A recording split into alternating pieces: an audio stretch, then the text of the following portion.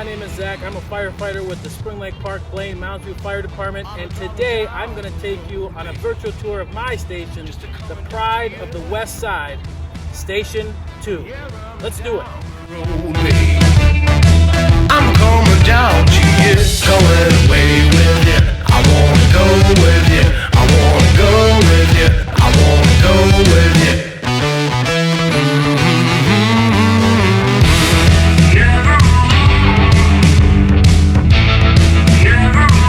I'm driving down the road,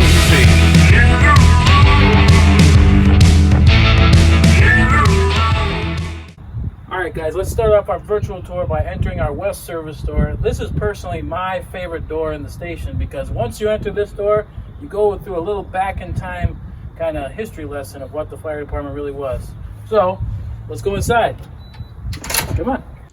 Alright guys, this is our West door, service door vestibule. It's kind of a little bit small. We got our shovel to shovel off our sidewalks and everything. But if you look up, this is the tall pillar that you see when you're driving by our station on 89th. This is where that leads to. There's no ladder or anything. It's just a big empty void space in the west vestibule here. But we've got a lot of cool memorabilia here. We have a lot of stuff that we've saved from houses and what it kind of looks like. We have some old smoke detectors that kind of burnt away. A fire truck that was found in a fire that melted, that can just show the dangers of fire. We have some old fire nozzles, smoothbore fire nozzles there. That's one of our updated logos right there on our hats. Oh, another old little fire truck. An old Spring Lake Park Fire Department duty hat. The Spring Lake Park Blaine Mounds View Fire Department used to only be known as the Spring Lake Park Fire Department, is where it started. Here are some of our old patches. As you can see, that's our current patch right there, and that's the old one. Some of us on Station 2 are EMTs like myself, and that just furthermore lets us be able to serve the communities more in a medical capacity. Some old fire helmets that we have here. There's a really, really old photo of the Spring Lake Park Blaine Mounds View Fire Department right there. I don't know when that photo is from. And then just some more old fire equipment down here in our display case of old fire extinguishers. We have a old picture of what Station 2 used to look like. So here's old engine 2. Old engine 2. Looks like this was our communication unit, number 15. Now, I never really got to see that truck before, but here's a really, really old picture of what the fire department Station 2 looked like back in the day when we opened up in 1991. That was our west door vestibule. Now let's go through this door and enter the long hallway of Station 2. Now, as you can see, this hallway has many, many doors, but like everybody knows, most doors lead somewhere, right? So we're gonna go through each one of these doors and see where they lead, so that you have more familiar knowledge about what this long hallway does for our station. The first door you see on your left when you come inside the west door is one of our 2 apparatus bay doors to get into the bay from the hallway. This door brings us to the west side of the station, and the other door will bring us to the east side of the station. And yeah, it's one of our many ways to get into the bay. And when you come in this door, you'll see that we have another hallway. We have men's restroom, we have the women's restroom, and then in here, we also have our boiler and electric utility room. It's nothing really special, just a kind of a place where we keep storage, a whole bunch of a place, some chairs, water pumps, and there's a service area to get onto the roof of the station if we ever needed to service an HVAC unit or anything like that. Going back into the hallway from the first door on your left, we're gonna go back through here and go through the hallway, and we will get to the bay later in the tour. That's the exciting part. The next 2 doors that you're gonna see on your right side when you come in the west door are 2 doors that lead to the same room. I know, kind of weird, right? But these doors fold in on each other, and let's go in and check it out. Pretty cool what's inside here. So when we go on these doors, and the first one's on the right from the west door, we come into the best room in my opinion, the kitchen.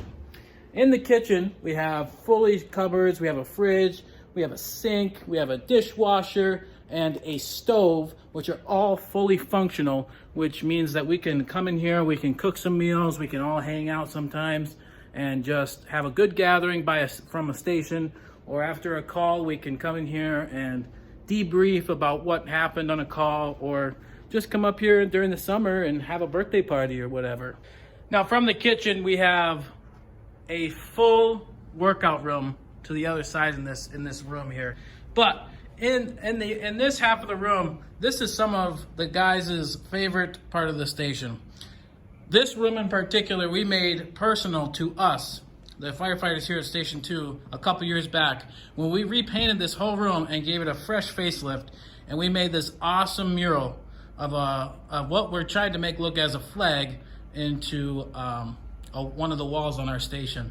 So one of the awesome benefits of having a gym in our fire station is it gives us a place to come and debrief, kind of be ourselves, work out whatever things we have going on in our lives, whatever things are happen on a call, whatever things that we might need to just get out in a workout. And here we're able to run on a treadmill, lift weights, watch TV, cook a meal, just kind of be ourselves. And if we want to, we can all come together as a team, as a station, to kind of bond a little bit. Now rest assured, when firefighters come to this part of the station, they come here to make better of themselves. They come here to get more physically fit so that they can be always ready to be able to respond to the worst of the worst accidents or the worst of the worst fires, so they can be ready to serve the citizens of Spring Lake Park, Blaine, and Mounds View. I know for a fact that I need to work on my physical fitness, but I'm not the best at it. So I'm still a work in progress, but luckily I have this ability to be able to come here and work on my physical fitness, work on myself, and become a better firefighter because of what SBM offers to me as a volunteer firefighter.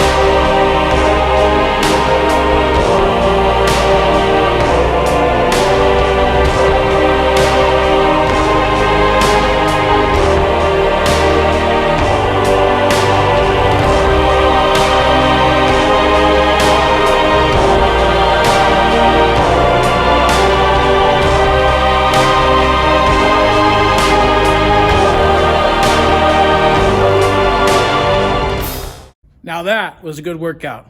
Now let's go check out the rest of the station. All right, so now we're back in our hallway.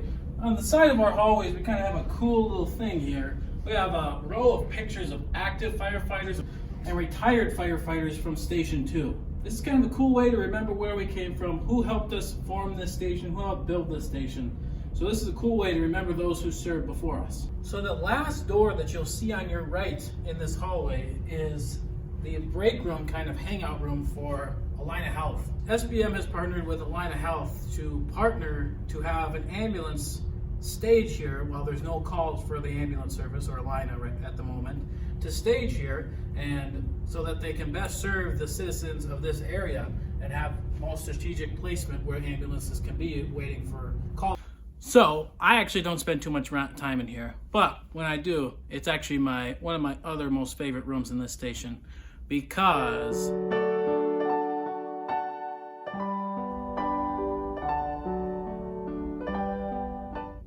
now we actually don't sleep here too often, but this would be the room to do it. Hey, what's up, Zach? Oh, hey, Zach. How you doing? Oh, not much. I just figured I'd ask you some questions that maybe the viewers would want to know. Well, dang, that's a good idea. What do you got? Okay, this is an easy one. What makes someone eligible to be a Station 2 firefighter? That's a great question. Well, one of the big factors of becoming a Station 2 firefighter is you have to live within 5 minutes driving distance of Station 2. There's a few other recruitment tests that you have to go through, like a physical test and a psychiatric test. But other than that, that's the big factor, is living within 5 minutes of Station 2. Wow, there's a lot of people that live within that distance. Yeah, there's a lot of people that live within 5 minutes of the station that could possibly join this awesome family. What is Station 2's primary response area? Well, Station 2's primary response area is south of 105th Avenue and north of 85th Avenue. So everywhere in between that area, all the houses, the highways, even the airport, Station 2 is responsible for. Now my last question. What is your favorite part about being a Station 2 firefighter? Now that's a tough question because Station 2 is very unique in SPM because right now in our current staffing levels, we only have 8 firefighters, which makes us kind of a smaller station compared to like Station 3. Here at Station 2, because of our small personnel, it's a lot easier for us to become a closer, tight-knit crew. Kind of like a closer family. Wow, that's awesome. Now you should get these guys back on the virtual tour so that they don't listen to you talk to yourself all day. You're right. Enough talking to me. Let's get back to the tour. All right, now we have traveled from west to east on the south side of the station in the long hallway, and we've reached the end. Obviously, you can see the outside. This is our east service door. So this will lead to the outside in the hallway. So when we go out this door, push the little door knob, come outside, and you see the awesome, wonderful weather. This is 89th Avenue right here, and that is Pierce Street.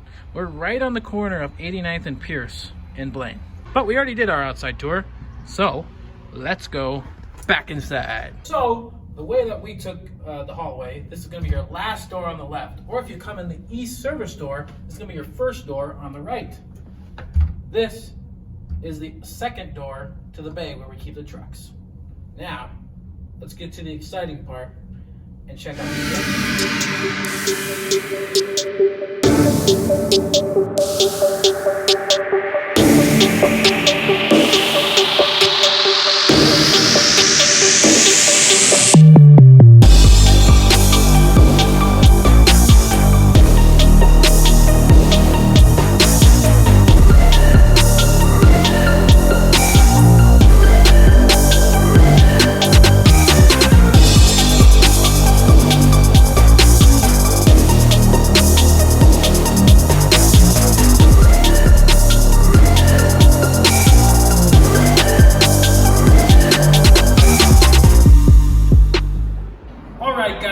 This is Engine 2, the best truck in the fleet, in my opinion, obviously.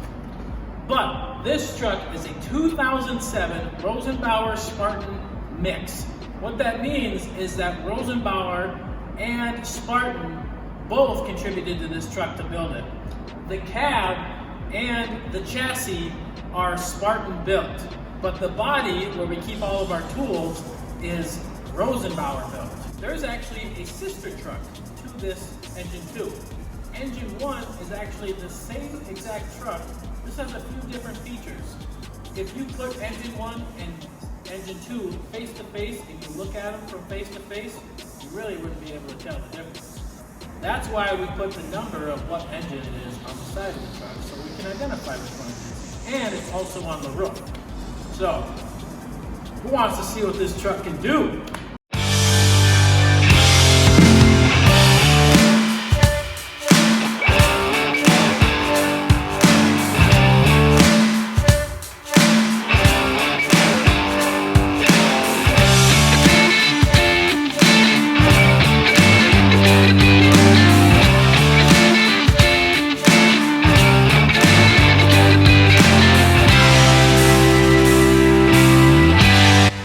We brought Engine 2 out to give you a tour of it because we just had to bring it outside to capture the true beauty of this wonderful apparatus. Like I said, this truck is a 2007 Spartan Rosenbauer mix. Comes with a lot of amazing features, and this is Station 2's primary response rate. There is tons and tons of stuff on this truck. So I'm just going to show you a couple really cool features about Engine 2. One cool feature that Engine 2 shares with most of our engines here at SPM is a bumper line. Basically, this enables us to be able to pull up straight to a car fire or any sort of incident and be able to pull the hose straight out from the truck, from the bumper, and go as far as we need to. Another cool feature of Engine 2 is that we have this bell. Going back all the way to the early days of firefighting when fire trucks used to be drawn by horse carriages, they used to have these bells to alarm people that they were coming. So this is kind of a big part that we want to keep going here in SPM as tradition. So this bell is one of those cool things. So one cool thing about Engine 2 is the size of the cab. This cab enables our crew to be able to stand up in the back without hitting their head. Basically, I'm about a little over 6 feet tall, and I still have almost 1.5 feet of room whenever I stand up in the back of this cab. The versatility. So we basically have to have everything that we could need on an incident in a truck. So these big storage cabinets here lift up and give us the ability to be able to get into our tools, whatever we may need. Here in particular, here we keep all of our equipment that we might need for a car accident. We have a rear LDH hookup where we can hook up a line, and then we also have 2 lights that can be dismounted from the truck and set up as scene lights. This is Engine 8. She's a 1995 Peterbilt truck that was originally just a semi-truck but was converted into a fire truck when it was bought by MAC, also the Anoka County Airport, for SPM Fire Department for the response to the airport. This truck has a 1,000-gallon tank, and it also holds Class A foam, which helps with airport fires. This truck has seen a lot of calls. This truck is older than me. Now let's see what the inside of this beast looks like, huh? Most wonderful thing about Engine 8 is that it has the only capacity that has the pump panel inside the cab. So we all know how winters are in Minnesota. They can be really, really cold. So it's really, really nice to be able to have this pump panel inside the cab so we can stay nice and warm in those nice cold winters. And you can get a nice, good 360-degree view of everything you need to see. Good old Engine 8. So Station 2 has 3 bays in our big garage area. We have 3 doors, which service 3 different trucks. We already went over Engine 2, went over Engine 8, so let's go check out our 3rd truck. So this big, long RV-looking thing behind me is known as CV1, or the common name, Command Vehicle 1. Basically, this truck is used for any police incident, fire incident, medical incident, where a mobile command post is needed. At DEMCON fire a couple years ago, this is the vehicle that we use for a mobile command post. Inside the truck, it fits 2 people in the cab. We won't go for an inside tour of this one, but it is one of the many trucks in SPM's fleet.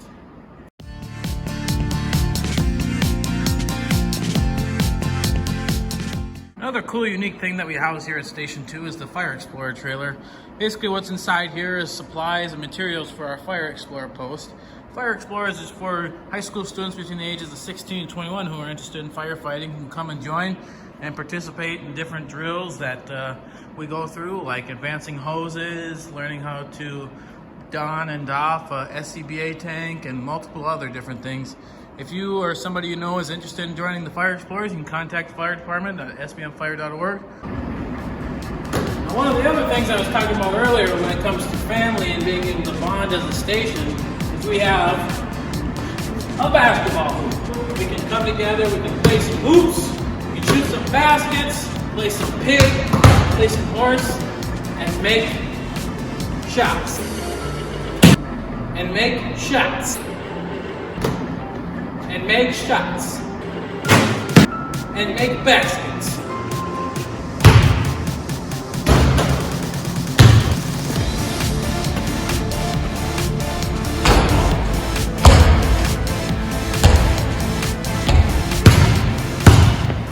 You get the point. Like I said earlier, Station 2 isn't the biggest station of SPM, but we do have the most grit. When we get a call, you can be rest assured that you're getting the best crew that can possibly be out there. And that goes for all stations. All right, guys, well, now I want to introduce you to the crew of Station 2. This is Captain 20, Jeff Baker. He's captain of our station. FAO Reed Yonker. Lieutenant 27, Justin Liu. Lieutenant 26, Matthias Ghosh. Cornell Uriki.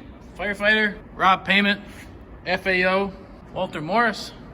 Firefighter, Jeff John. Firefighter, and me, firefighter. One thing we like to really strive for here at SPM is firefighter safety, in particular, firefighter cancer prevention. Cancer is one of the leading causes of death in firefighters. So the most that we can do here at SPM to prevent it, that's what we want to do. One thing that we do to keep ourselves accountable is we use these tags. Basically, these tags right here have a green side and a red side. On the green side, there's 2 sides to write the date. Now, on that date, you write down the date when your gear, so your pants, your hood, your jacket, and your mask inside your mask bag. If your mask and gear hasn't been washed 30 days after that date, then you need to wash your gear. One thing that we always need to keep in the back of our minds is that the tailpipe for our engine is right next to our gear. So every time we pull out and say a firefighter doesn't come to a call, their gear is sitting in the locker having those exhaust fumes put onto their gear, which is why every 30 days or after every structure fire or every call where our gear gets dirty with contaminants, we wash it. Now, I'll show you what kind of washers we use. Now back in this hallway, we have our cleaning area, gear dryer, and storage lockers for our crew. And these are not normal washers. Basically, these are considered gear extractors. Basically, when a firefighter has their gear dirty, say it's full of oil or full of coolant from a vehicle or full of contaminants from a house fire, these gear extractors do the job. They extract all the dirtiness, all the junk that's on the gear and make it clean so that firefighters can stay safe. So then we have another sink with our Ecolab cleaner that we use for our masks and hands and surfaces for stuff like that. I left out of this room and we get into our gear drying area. This was made by a couple of firefighters from Station 2 quite a few years back. Basically, it's just made out of PVC pipe, and you unscrew these caps right here and put this tube on, and your glove fits over these tubes, and it shoves air through the gloves when you wash them so that they dry faster. Over here we have a big industrial sized gear dryer. Basically inside of here we have hangers that hold your gear that can have little holes in them. See the holes right there? And those holes shove air through the gear so that it can be dried quickly so it can be put back into service right away. On the other side, we have these big yellow tanks. These tanks hold pressurized breathing air that we put in our air tanks. Whenever we go to a call or whenever we have a low tank, we use these tanks and use this filling apparatus to put a tank in there and fill it up to the proper pressurization, so we can get it back in service right away. So this is kind of the side of the station where we take care of our gear. Pretty important part. So now I have one more room to show you in this wonderful station. Let's go check it out. Go past all the lockers in Engine 2, and we come up to another hallway. In this hallway, we have a couple doors. There's that east bay door that I was talking about earlier. We have a whiteboard here to write any communication stuff that we need to. And on this map right here, we have our all-call standby locations. This whole blue area right here, if there's a call in that area of Blaine, Station 2 is on standby for an all-call. And right next to the map, we have our alarm room. So this is the last stop on our virtual tour today. This is the alarm room. Basically, we come in here after a call and we debrief. We do some reports on our computer and enter who all went to the call, and we all basically hang out in here and talk about the call and catch up with each other if we haven't seen each other in a long time. This is a good place to bond as a station and grow closer.